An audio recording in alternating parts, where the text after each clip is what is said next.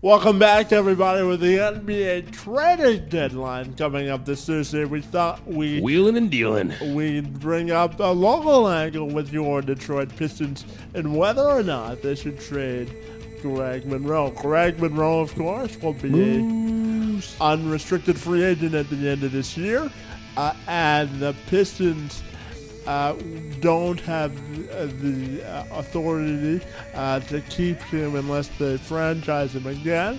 And if he does get traded, he has to approve whether he gets traded or not. So the question is, should the Pistons explore doing it? And my 2 cents on the issue is this. The Pistons are sort of a revolving door of mediocrity.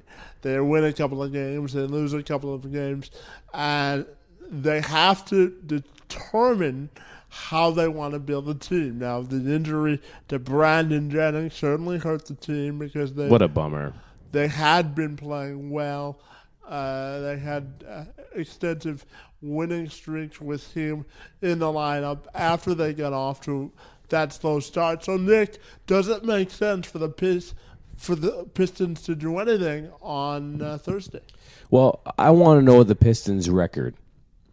The Pistons' record is not very good, right?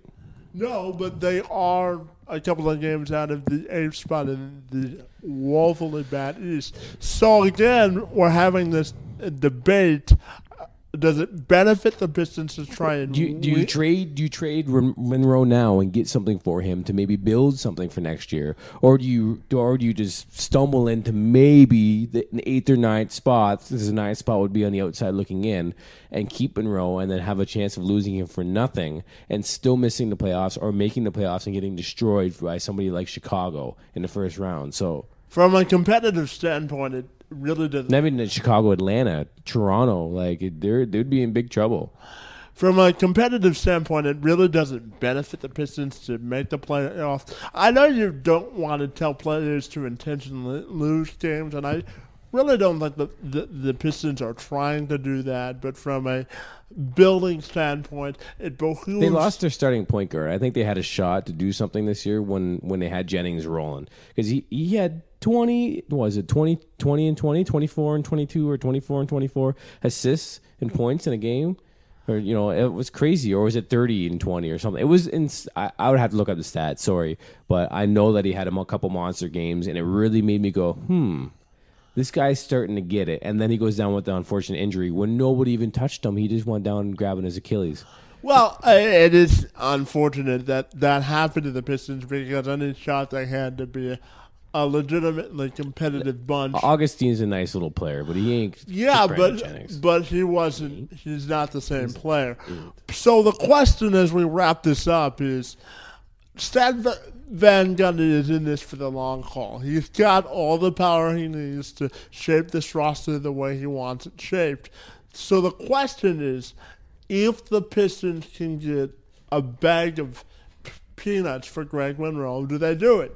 And my answer is, if they can find a way to get value out of a serviceable player in terms of draft picks, I really don't care what they get in return in terms of player compensation for this year.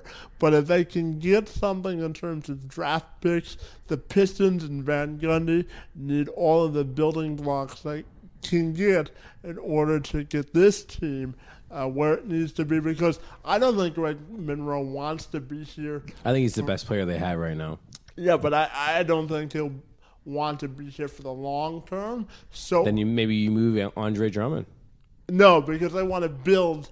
They want to build their team around that player, and for the type of money Monroe will demand on the open market, it doesn't make sense to keep both players. So to get rid of Monroe now is probably going to benefit the Pistons in the long term.